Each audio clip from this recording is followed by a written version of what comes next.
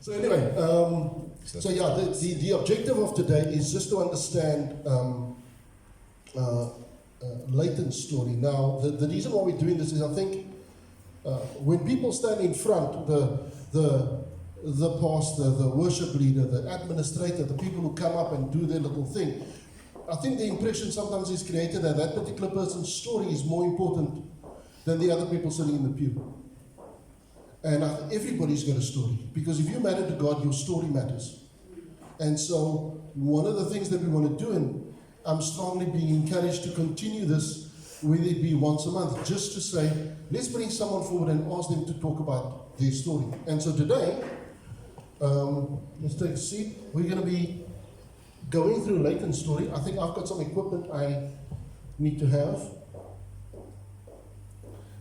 There is a nice quote by a lady by the name of Brent Brown that she says, right on top on your right hand side, you either walk inside your story and own it, or you stand outside of it and hustle for your worthiness.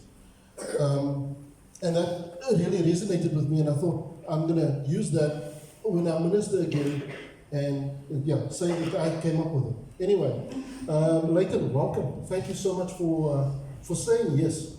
Yes, thanks so much. And so that part that you used earlier was I sold it to me. Remember, you phoned me, you said, listen, we've got this list of people that we'd like to ask, but none of them are available. And then we went through another list of people, and they couldn't make it as well. So can you come? So yeah, no, I'm definitely I don't mind being the runt of the litter. But thanks. But I mean, that resonated with me. But I love you too, my friend. yes. But where did we meet? I think we met when there was soccer being played. Yeah, it was generally my church versus yours. So it was brutal because church soccer is always worse than normal soccer. Yeah. And very little mercy. Very little mercy. Lots of praying, laying on hands. The Lord will heal you after the kick. Your brother-in-law used to do that often. Yeah. So I know we used to play those Sunday afternoon matches. We'd find venues and just pitch up, find a church team, find another church team, and battle or play. Sorry, yeah. Yeah, no. So you and I both love soccer. I love soccer to the fact that I watch it and I kick the ball and I hit the ball from my home. Yes, that's you, on the other hand, decided that you wanted to, at a late stage in your life, continue playing soccer. Actually, it was at a late stage that I started playing soccer, though. I hated sports for my entire childhood. I probably only started playing once I saw the World Cup in 1990. Then I was in standard 6. And then it changed things. So for me at that point, soccer became like this thing where I read everything, I watched as much as I could, and then I needed to play, and I was terrible at it. I was really bad. And no, don't comment. I was really bad. And then obviously, like the first year, it was hard. And but then things got better. I changed clubs. I came to play in Mitchell's Plain, which was very different to where I came from. And then it just kind of grew from there. So it got to me late and it stayed later. Yeah. So because me and my friends had stopped playing, they did everything else. I just was like, this is my thing. This is where I find myself. So I played for a long time. Okay. Yeah. But you played, although you said you played for a long time, I stopped when I was in my 20s, which obviously, as some people will call it, their prime. But you continued playing later on. Much later. Okay. I played, with my story, I finished when I'm 40. So, and I'm still sad that it stopped. So that's, yeah. Do you want me to bring up a particular picture? I've got the pictures that you sent through to me. Yeah, so the first three would be,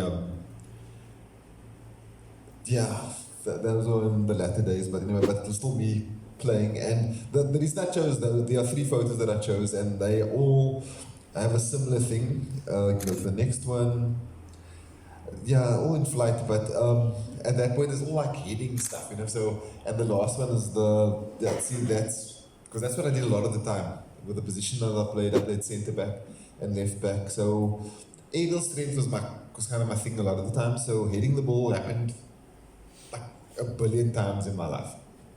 And I mean, yeah, that was it. It was that's what I would do. So which made the actual incident like it was like weird because this is what I did all the time. It was normal, and then suddenly it wasn't. So tell us a little bit more about the incident. The incident. Okay, so what happens is that I'll give you a bit of background. I can give you the date. The date was the 17th of June, so it's almost the anniversary now. 17th of June 2017. Day was planned out really well. It was my nephew's birthday.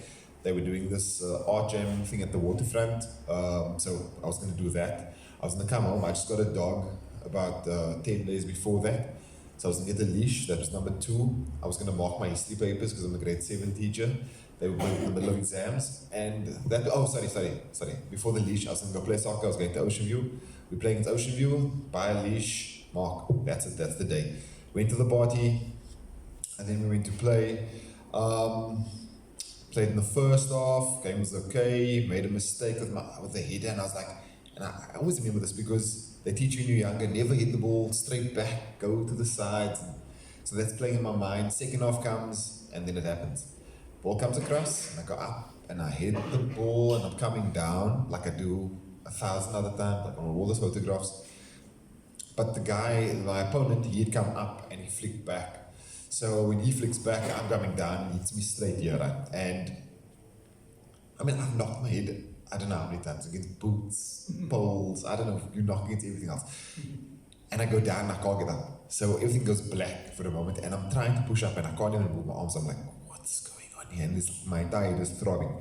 But you like every other day, it's just part of the game. You're going to do that. So this happens and eventually I can kind of move and my friends help me up and they let me sit up and whatever. And then one of life's, then a miracle occurs that is actually first aid. Because having played for so many years, I probably in my one hand I can have this first aid at the field. They say it's supposed to be there, and there's a first aider, and she comes and they move me to the back of the poles, which didn't make sense. They didn't move me back, they moved me next to the poles, which is like where they're going to shoot, but anyway. And then they put you there, and then she looks at me, and my brother-in-law, which is also another medical, he happened to come with that day. So he was sitting behind me with his knees up and I'm like resting against him. And the first aider first, she says, okay, I want to check your consciousness. So keep your eyes open for the count of 20. And it's like, by the time she gets to 7, I'm like drifting and I'm like, whoa. And I'm like, no, I'm back. She says, no, I need you to keep your eyes open for the full count of 20. And I can't get to 20, I'm getting to 6, 7 and maybe 8. And then she asks a strange question. She asks my brother-in-law, was this dent always here? Now, I'm sitting there like, lady, I mean, I know my face isn't no Brad Pitt, but come now, that's rather nasty. And then she says, and then he comes around. Then my brother looks at me. Now, he's fair of complexion, but he went white. And I was like, he's like, no, that dent was never there. And I'm like, what is it? And I feel here, and I can feel there's a gap, I just, weird, it doesn't feel level, you know, it's like a canyon. So she says, get him to hospital as soon as possible. So this is where we became a medical because my friend, the goalkeeper, we came with his car. My brother-in-law could not drive because the match obviously doesn't stop. They keep playing. My other friend, his chest was a bit tight, so he came off. And then they took me to Falls Bay Hospital, which was a scary experience in itself. And that's a discussion for another day with regards to the state of our hospitals. But you get there and you realize that, and I'm going through this, and they're wheeling me through the hospital, and I'm hearing comments like, so must we take the screwdriver out now? And you're like, what's going on here? Where am I?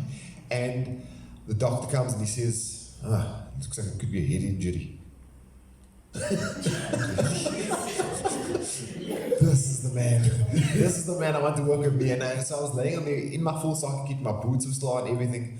I remember driving through and you like run through all these memories and things of what people have said and head trauma and dying becomes a thought. And you like, did you say goodbye to? Who are you angry with? you like kind of do this life flash before your eyes, but it's like, and you're like, no man, did I hug them goodbye? No, what did I do? Is this goodbye? What? And it's weird that you think about it, but it becomes such a real thing for you at the time. So anyway, I get to the hospital, and then I'm flash in and out. I see people that I know and then I don't know, and I can hear things, and I hear people having conversations, and then they say that they have to do an X-ray. But obviously they don't have the equipment there, so they've got to take me through to Groote Schuur. And I remember getting into the ambulance. Oh, and then the phone call, medical again, because they phone, they say, look, we're getting phone through an ambulance, but currently it's Saturday afternoon, an ambulance might come in a few hours time. Yeah. And I think it was like 15 minutes, 20 minutes. An ambulance arrives. Was the family already there at the My wife was there.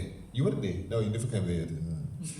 Look, I'm in consciousness, but I don't know. Some of the pieces are filling the blanks as I go along. Calm down. Some pieces I'm telling you is what I remember. Some pieces is what they tell me. So just work with me, understand? Work with me. Come on. Select. No, so that's what happens. And then I remember getting with my one buddy Nicholas. He said he'll get the back of the ambulance with me because it was just this lady there. And then I don't remember anything after that. So then I remember being at Groote Schuur. I remember them having, then this is the part that they tell me about that.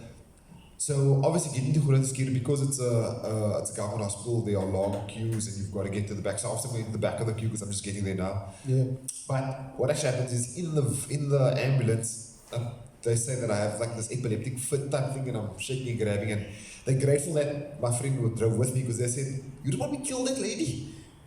And the way you like jump, I'm like, I don't remember. I don't remember like having like one of that Hulk moments where you don't know. Bruce Banner remembers, but Hulk doesn't. I don't know. So that happens, and then because of that though, they bump me to the front of the queue because they're like, whoa, something could be seriously wrong here.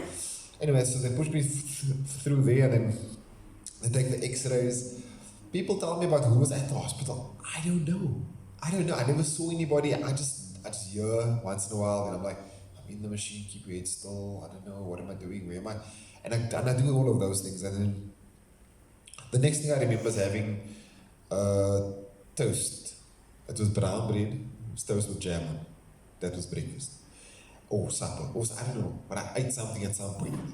And then I was studying. Also, what I remember was my back was very sore. Because I think it was when I fell, when I hit the ground, because I was knocked out basically, but it fell down, hit my back. My back was hurting a lot, more than my head was at that point. And then suddenly it was morning, and someone was waking me up and telling me, come, you must go now. And I'm like, where? I said, you must go back.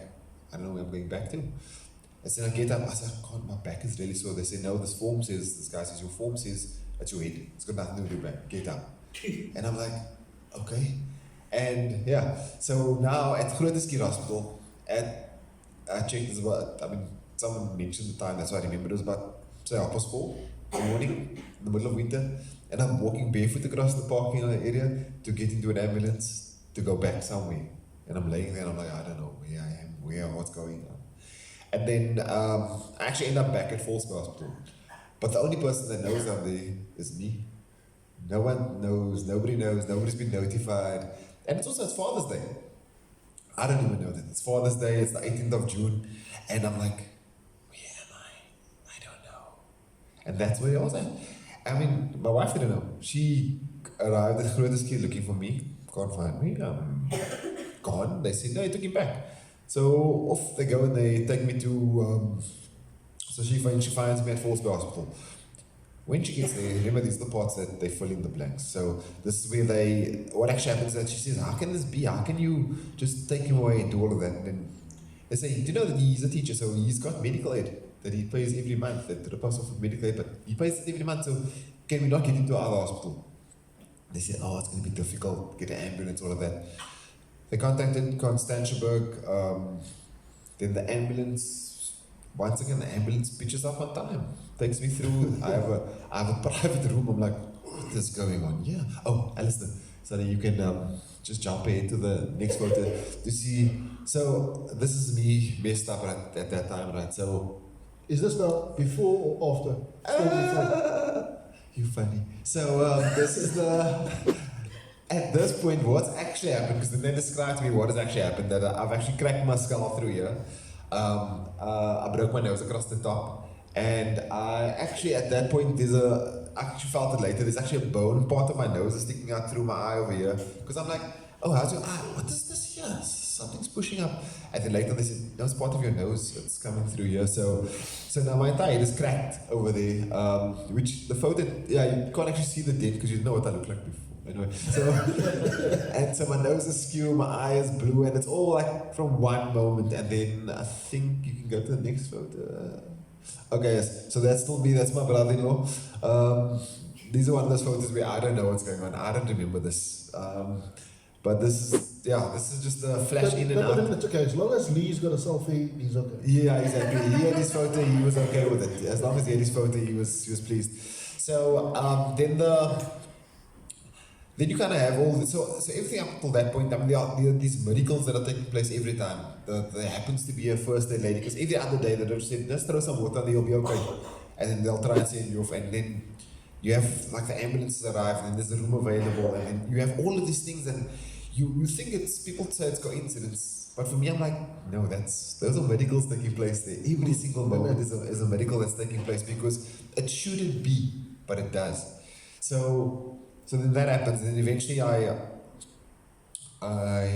get to meet a neurosurgeon the Sunday, and he speaks to me about, look, we're going to do our x-rays again and check things out or whatever. And then the evening, another neurosurgeon comes and says, no, I'm now the guy who's in charge of this, and I will be sorting you out. What makes that interesting, though, is that the Monday I get my phone, because obviously I didn't have anything with me, and then I get my phone and I see there's a message. And my cousin says, if they're taking me to that hospital, they must give me this neurosurgeon. And then I checked, because no one had seen my phone. It was the actual one, the one that they swapped to. Yes. He's now actually my neurosurgeon. I'm like, how do they know this? These medicals are happening. And then, so that guy comes to speak to me. He says, after he checked it out, what actually happened was that it's shattered and broken over here. And what they need to do is, they need to, basically, the procedure is going to be, they're going to cut across here. They pull your entire face forward. And then they have to rebuild this. And yeah, then that's what's going to happen. And then that was the 19th. So the operation will be on the 22nd, which will be the Thursday morning. I mean, and in that time, there are so many people who are sending messages, pitching up. I had the staff of my school, my soccer playing friends, people from church, the neighborhood watch, everybody just like, every time like you open your eyes, there's someone there. There's someone there. They just happen to be staring at you like, this is weird. Because you like wake up and you're like, whoa, hello, how's it going? Yeah. And that was interesting. What was cool though with my own kids though, because I mean, you look disfigured, and fortunately for me, I love Rocky. So what my sister did was she sold that to them. She said, your daddy likes Rocky so much. You know how you watch them, you see the videos? That's basically what the look is going for now. So they came in, it wasn't like shock factor, because they're like, it's like Rocky, good, all beaten up in blue. So that helped a lot. But so Leighton, then you have conversations all the time with different people. My cousin ran around and he got me a will. That's what I forgot to mention. So when I spoke to the neurosurgeon, he also said, actually he says this later, but the reason why they had to have the operation, because he says that, you know what, the dent, we can actually leave the dent as is, man. So now I'm like, wow, why would you leave a dent there? I mean, was I used to store my change? What are you leaving a dent there for? And he says, no, that the reason why the operation is essential is that with a break, one of the bones is pointing backwards, and it's about that far away from your brain. So what technically is what's happening is that if the impact had been so much greater, then the bone then pierces your brain, you bleed death from the inside. But you won't know really. You'll feel the effects, but you won't actually know that you are actually bleeding on the inside. So he says that's why any contact against, any slight knock against there could be the one that pushes the bone into your brain, so we have to operate. So what they did was they then cut, they moved the skin forward, they then found that there were too many fragments because the bone had been shattered. So the skull was shattered into so many fragments. They had to just remove the fragments and they put a titanium plate in here. So there's a plate that was here, and then what happens is the bone will then grow over that. And then they fixed the nose and the eye, and then they did plastic surgery, which was funny though, because my soccer friends are like, they did plastic surgery, you still look like this. I'm like, yo, you gotta love those guys, you gotta love them. It's like, that's your money back. That's your true friends, that's your true friends. So, but I mean, of course, then also, I had like this flash forehead, but it was like, there wasn't a crease anywhere. I was like, what is this? Like the eye under me, you know, they kind of look, but then, and then they staple it back together, which I thought stapling is probably like some real cool medical term. I don't know what it meant. But yes. It was actual staples. Yes. Yeah, so I didn't know that. And then, so then they stapled me back together, and that's on the 22nd. And yeah, I'm there, and it's you like, you have this bandage. Oh, so we go to the next shot. I think we got the one of your kid. Oh no, that's my nephew, but that was afterwards. I with the bandage over there, and then there's another one. No, okay, might have missed that one. Go back. No. Oh no, go back, Alistair, go back. Go back, Alistair. Okay, wait, okay, go forward. So this is now in hospital, that's the bandage going across the scar, that's where the eye, where they had to remove the bone there. You can see that forehead is like perfect. It's like the best forehead I ever had, except when I was born, it's like great. And then, so that's what happens, and then my friends found it funny. Now you can go to the next one. I thank you. So, because they said, yeah, you know, like the movie with Face Off. They said, could you take your face off? So they did Face Off too. So I was like, that's actually funny. Because you can laugh about it afterwards. Because the beginning, like, beginning of the process, it's not so funny. And then, then I got to. So that was the 22nd. I had the operation, and then the 26th of June, which interestingly enough was my birthday, was the day I got to leave the hospital. So I left, all I did was, on the 17th of June, I had 4 things I needed to do. I had to go to a birthday party, I had to play a soccer match, I had to buy a leash, I had to mark my history paper. But I came back 10 days later.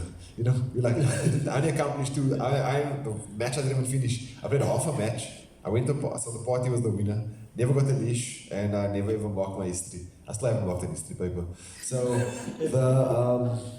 and so that's what happens. And I come out of the hospital, and it's weird though, because then they said that I have to go on certain medication because of what happened in the ambulance.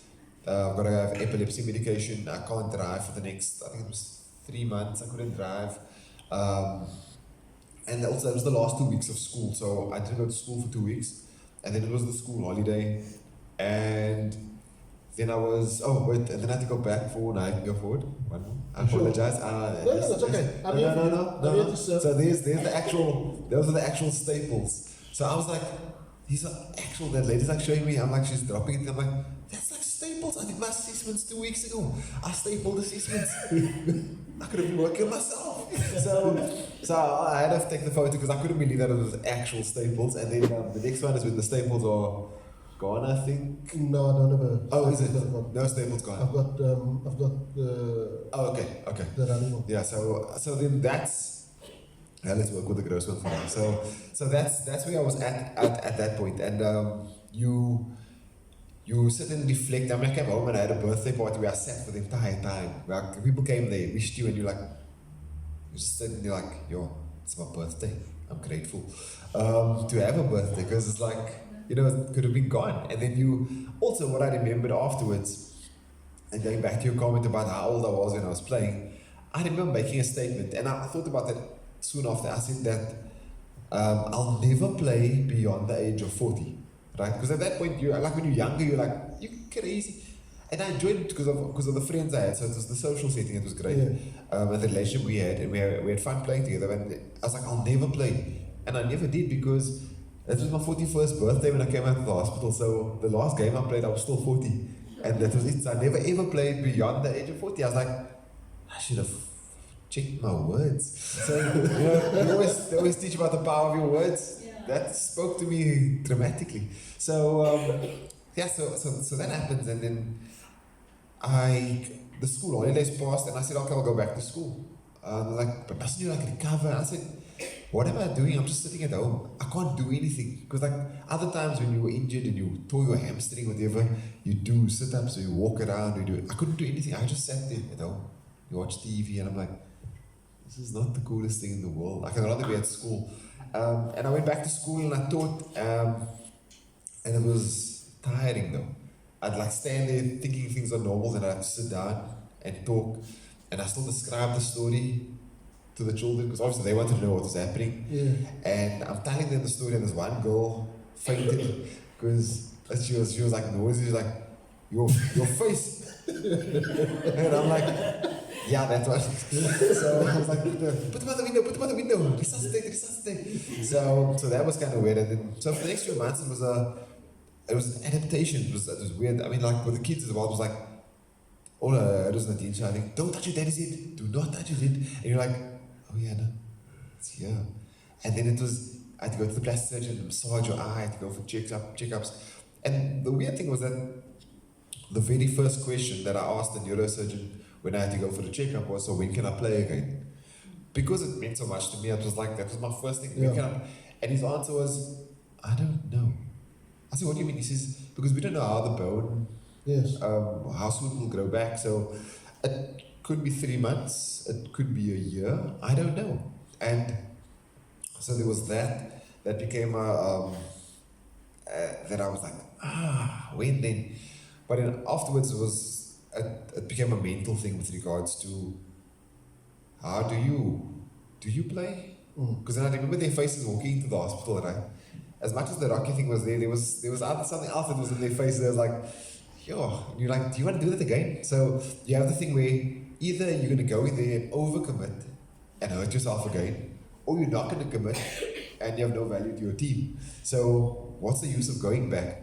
And I mean, I went back to watch a couple of matches, and that hurt though. That was tough. Standing on the sidelines. That was tough because you stand there and you're like, that's what I do, you know, like, and like you said, when you sit and you're watching. Now that's me on the sideline. I'm like, your whole body's like wanting to play, but you're even getting upset and you're shouting at the referee or messing with opponents, whatever you're doing. But it's just because you want to be there. And people are like, why did you get like that thing like Peter Checker as the scrum cap thing? And I was like, oh, but that's a bit weird. Doesn't the ball bounce off? Anyway, so you have all of those thoughts going through it, and then you kind of just like, okay, let's just let it go for a bit. Take time, heal properly, and all of that. So yeah, it was there, and you also, on my birthday that year, just before, when I came out of hospital, one of the dean's cousins gave me a book, and it was interesting coming from him because he's not a fan of church and stuff. So that's not his thing. So, and he got me this book that he got at Coom Books. It was a Pastor John Hagee book, and I looked at the 26th of June, and what it spoke about was that it's like servanthood. It spoke about servanthood, and it says that you can make a difference in the lives of others. And what it said to me was that you have another chance to make a difference in other people's lives by speaking, or various things that you can do, and you can have impact in other people's lives in a different way. And so that was like, how cool is this for today? I get to celebrate my birthday. There was a great chance that a few days ago would have been my last day. I get to have another birthday, and this message comes that says, go out and make a difference. Make this count. And what was interesting is that actually a few days ago I heard someone speak about a second chance. And they say, no, with God it's not a second chance, it's another chance. Because sometimes you need more than a second chance. Because we mess up with so many things, and you're like, it's more than you. If you count the number of times that you've slipped up and had to go back to God, you have a lot more than second chances. But so it's always going to be about it's the another chance, and I had another chance to do things. So then I didn't have soccer. So what was I going to do? Because so how was I going to be active again? So I started running again, and because running, I used to run, but it always clashed with soccer season. So I'd run up until soccer season starts, and I'd run afterwards, and I'd run a bit in between as part of fitness. But actual running was not there. So I started running, and that was June. I actually ran my first in November I ran 2 half marathons, and both were like with my, they were both like decent times and stuff. I was like, yo, because like people look at me like, but what did you like laying in the hospital like with a broken head like a few months ago, and now you're here? I said, it's weird though.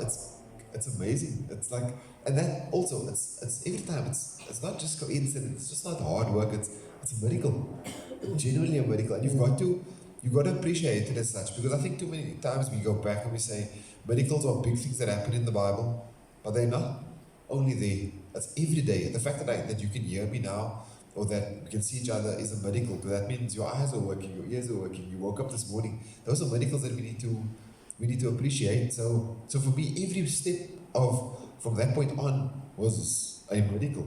And then so that was 2017. And then I ran a marathon as well. I ran my first marathon in January.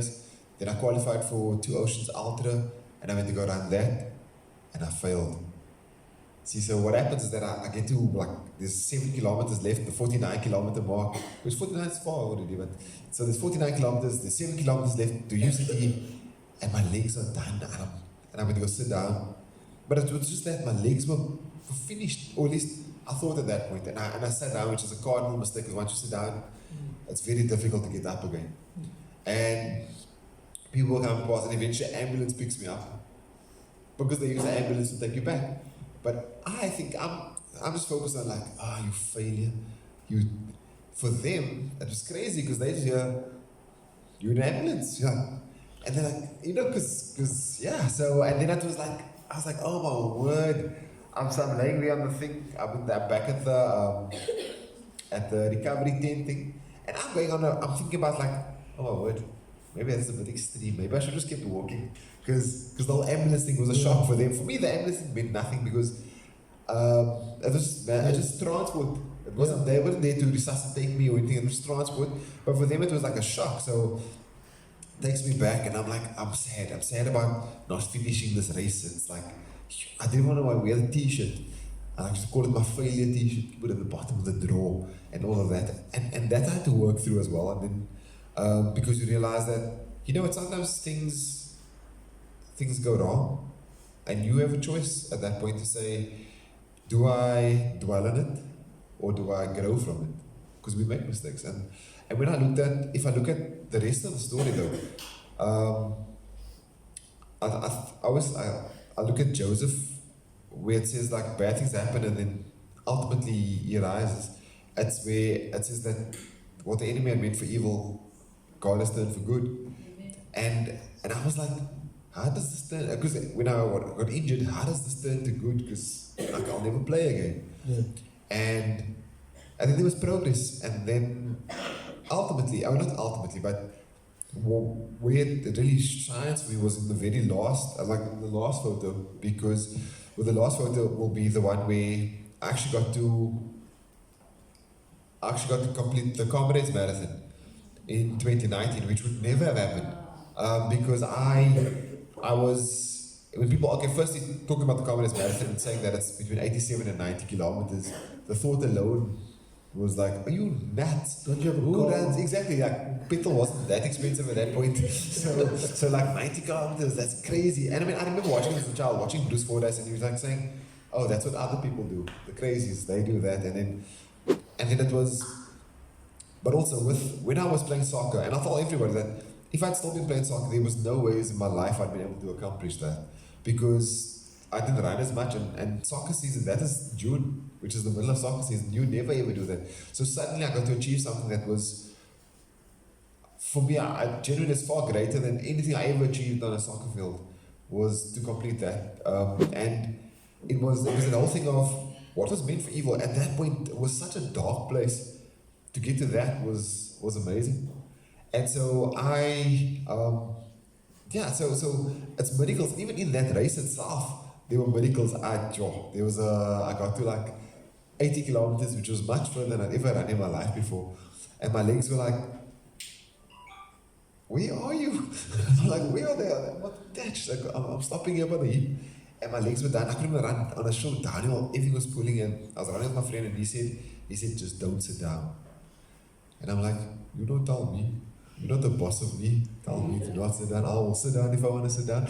But I don't say that because you don't be disrespectful. So, because we've been running together for a long time. So, I'm at 80 kilometers, I'm like, oh, my legs. And I told him, just go. And I see that fence there, and I'm thinking, that fence is great to sit down on. And I walk across to the fence. Then my head jumps back to the year before, where I didn't finish the other race. And then you but you want that feeling again. And you don't want to give them the feeling again, where someone must come collect you and take you back. Okay, just walk. And I just walked. And then I said, look here, my mouth is tired, there's not much I can do here. There's only, and I don't have time for long stories. What are the only words? And I chose 3 words though. Just 3 words. For the next, I just chose in Jesus' name. That's all I'm going to work with. I was like, I'm not going to work with anything else for now. I don't talk to anyone else. I don't know anybody here. The only person I really knew, he's gone. And the other people are somewhere else. There's just 20,000 people here I don't know who to speak to. So I just went in Jesus' name. And then I'm just like, head down, just move. And I got to felt like baptism because I got to about the 82K mark. And then this guy has this bucket of water. And he says, you look like you need this. This is ice water. And I'm like, yeah, I think I need that. And he dumped this bucket of ice water over me. Which afterwards I was like, yo, that's not baptism, eh? He just threw me and I was like, I don't know what. I'm going, in Jesus' name, up till then I was like, in Jesus' name. Then they dumped me with ice water. And what was weird though, was that then it was like, wait, I've been shuffling along, let's see if the legs actually work. Yeah. And then I started running. And I ran. And I actually got the last 5 kilometers were my fastest of the race. Wow. And so I could actually sprint across, that's the finish line, right? So I'm actually sprinting across the finish line with my crazy pose because I could do that. But 5 kilometers before that, I was done. So when they talk about the power of the name of Jesus, it definitely works. And it doesn't have, it can be like that, let's call it a minor thing. And for the major things, we don't box God where you say he's the God of the I provide the million. He's also the God of the 5 rand. Yes. You know, it's like if you got 95 rand, but you need 5 rand to make it 100 to buy that thing, he's the God of the 5 rand. Yeah. Or you have the nothing and he's the God of that 2 slices of bread, he's the God of that 2 slices. Yeah. So that's the thing that throughout this journey I've learned that don't ignore the small things because they are important. And be grateful for the small things because you can be grateful for the big things. Yes, breaking my head was massive. That was huge. But along that journey, there were small things that occurred. Since that journey, small things occur as well. So it's the big things and the small things. He's going to be there for you. And I like the whole concept that you've got going, that it is everyday stuff and it's everyday people. Because there are things that happen in our lives that we think are insignificant. But if you tell your story to someone else, it blows their mind. And the thing is that the reason why you have testimonies and messages is because sometimes it takes one person hears that person's life changes because of what you said, or that's the inspiration they needed, or that's the faith they required at that point.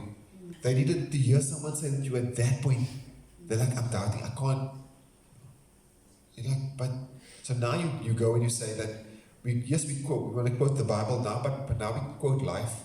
You can reflect on your own life and say, Lord, if you're the Lord, you're the God that got me through that. Yeah. Or I look at your life and I say, Lord, you provided for Alistair at that point. If you're the God that can provide for Alistair at that point, then I know that you're the God that can provide for me. Because it's not just about going, this happened in Matthew or Mark or Luke. Yeah. This happened yesterday. So suddenly you start making God a lot more relevant than what people think he is. They think, a lot of people box God, they put him back only though he's the God of the Bible. No, he's the God of every day. And that's why it's important that we do reflect on moments like that, on things that happen in our lives, and we say, how's he working? He's working all the time, every day, in the things that are hard for you, because also we look at life and we say that it's that whole thing of one man's trash is another man's treasure. Yeah. What is valuable to you isn't that important to me, but what is valuable to me might be, by the way, for you, because you've got that. You've got it sorted. It's even if we look at the challenges in our lives, some people can pay for finances because it's easy for them. Other people can pray for healing because that's easy for them. but the one who prays for healing struggles with praying for finances, and vice versa. Because we work through stuff, because you have finances isn't the issue for you. You're like, no, I got enough money. Why should I worry about money? Because it's not your thing. But healing becomes a big problem for that person. How does my money cover my healing? So we work through these things because we individuals will be different. But God's got a plan and story for each one of us. So I think that is big though, that we need to look at that and say, what's God doing in my life? And don't be scared to tell your story. Because your story could change someone's life. So yeah, I think that is massive though. So for me, having done that was great. And even then, it never stopped there though, because it keeps going and going. Like, because now, obviously now I'm no longer a soccer player. Now they classify me as a runner. So I'm classified as a runner. So even as a runner though, being my sport, and it's more than just nothing. That's another thing. Is that it's more than just my sport. It's a connection point with people though. There are people that I spend time with now that I never did before, and I've got a friend that I run consistently with, and we can actually minister to each other, and anyone else who comes with us, we can just have a general chat, because it's not about with God. It's not about being a Bible basher. It's not about it's about living the Christian life, not just talking the Christian life. So it's the way I treat you, not just what I tell you. I can't say it's the whole thing of I can't tell you that you must give, but I don't. But if I give, that means more to you than me telling you about giving. Yeah. So that's the thing, that you start to live a life, and you start to connect with people, and you can share your testimony, you can share your story with people in a normal setting, in an everyday setting. And that's where I'm at the moment though, that I get to do that. And even when people ask me, like they say, what's the scar? Then I tell them the story, and then I bring it all together, and they're like, you'd never say, because even if you tell people that you broke your skull, and they're like, was it a car accident? Did you fall at work? Were you working on scaffolding and you happened to dive in first? I like, that's playing soccer. Did a car come onto the field and knock you? I was like, I was never going to be like, it was a soccer injury, 2 heads clashed. Yes. No. Because that's because, I mean, for me, I knocked my head. I mean, even in that week before I got injured, we played the Tuesday. I went up for a head, and this guy came with his elbow and hit me in the middle of my head, and I was dizzy. For a long time in the game, I played my best match for the season. But maybe that was the knock was good for me. But I mean, I knocked my head so many times playing soccer.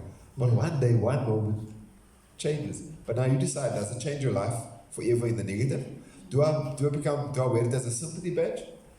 Because we have that choice, eh? Yes. I have that choice. I can walk around where I go, head victim. Okay, we have badges as head victim every time. So I must tell, sorry for me. I tell you my story because I want you to feel sorry for me. You don't have to. You don't have to do that. You can use that, you can rather use that message to inspire someone, or you don't have to tell anybody anything. You don't do that as your opening line. You know, like there are people who want to tell you their story as an opening line, they're like, nobody hugged me. They that's their opening line, so you're like, do you understand? So, you have almost like a victim mentality. Yeah. And you go through things, and we learn from it, and people will come alongside you, and they'll give you the support that you require. But don't put yourself out as a victim, because then that thing has conquered you. Don't let the thing conquer you. God's brought you through. We are victorious. We might not always see it immediately, but we must believe in the victory that we've got. Because it's not like he's going to die again. He died. So, by the stripes of Jesus, we have been healed. So the healing is already there, just the manifestation that we haven't seen yet. So that's what we need to walk with that. And in many areas of our lives, the provision is there. But just you might not see the manifestation. You might not see it. It's not in your hand right now. Yeah. And that's the thing. So that's big though. But yeah, I don't know if I answered your question. Yes, you answered that question. I apologize. That was very, very good. I mean, just to understand everything that you went through. One of the things though here's my last question. One of the things that intrigued me, you said it, and I thought to myself, wow, that's, in my mind, I thought, that's a bit strange. I have my own little thing, and one of the conversations I had to have was with my wife. And okay, how are we going to do this now going forward? I was a bit surprised by the fact that you asked your neurosurgeon when you can play soccer. and not your wife asking for permission if you're allowed to play soccer because of the fact that, you know, obviously with what has happened. Describe for me, if you can, the conversation that you had, whether it was just with your wife, just with Nadine, or with the whole family after Okay. the event. You at home or whenever that conversation. No, so what happened was the first thing they did was they hit my boots. So, so there was that conversation. It would come. It was an uncomfortable conversation. Yeah, so they hit my boots. And when I went to go watch, they were like, "Make sure his boots are not in the car." Yeah. I mean, now my boots are in my car permanently. They're always there in case I never know where I can kick the ball. But I mean, but that was generally it. I think there's a selfish aspect to it where you're just concerned about you and like I need to play my soccer, but and that's why it got to the point where I had to say that I won't play anymore because of them, and I don't always like to speak to them about it or about them because I think what happens is that when I busted my head, they hit a tear duct, man. I end up crying every time when I think about them. So I'm like, don't speak to them and don't speak about them. You speak about everything else. You speak about all the flowery bits but that's the reality though, that they hit my boots. So even though I spoke to the neurosurgeon, I was like, yeah. Rather than Because also I wanted a qualified opinion. So before I throw my cards out there, but the neurosurgeon said it is okay, you know, because you don't want to go with, yeah, I think no, he said. So yeah, so that was the awkward conversation that we kind of almost had, but my boots were gone, so there was nothing I could do about it. There was nothing I could do about it. And also, what was weird that they were, I think also the running thing was better for them. They enjoyed that a lot more because we spent more time together with the running thing than we did with soccer. Soccer was like me just gone, whereas now it's like a family thing. Like with Two Oceans now, I was running the ultra and she was running the half. So the kids and myself, we sat there and watched everybody do the half, and then the next day she came with the kids and they watched the ultra. So it's more of a family thing now. Even during lockdown, it was crazy. That was weird. Because of the lockdown, now you're stuck inside your house. Yeah. And we ran around our house a lot. There's like a 100-meter loop thing that we created. And I know that when the uncle said we must be there for the initial 3 weeks, I think in that initial 3 weeks I ran about 160 kilometers around my house. Just like, and my dog is looking at me like, dude, do you know that I'm the one that runs around and you're supposed to watch me? Yes. Now you're running around and I'm one. So at some point, like even you sit inside, you're reading and you hear footsteps. So it's one of the two of us, or even Faith, running around the house. You're like, that's what we did because it was just there, but it became part. It was funny for us, but it was part of our family life. So yeah, so it was kind of cool. Excellent. Now, thank you very, very much for that. Honestly, thank you for sharing your story. There's so many different things that you shared with regards to God and how the million little miracles, if we can call them, in that whole event and everything taking place. Now, I don't know, I know 9 out of 10 you guys obviously didn't prepare anything, but is there anybody here that may have a question for Leighton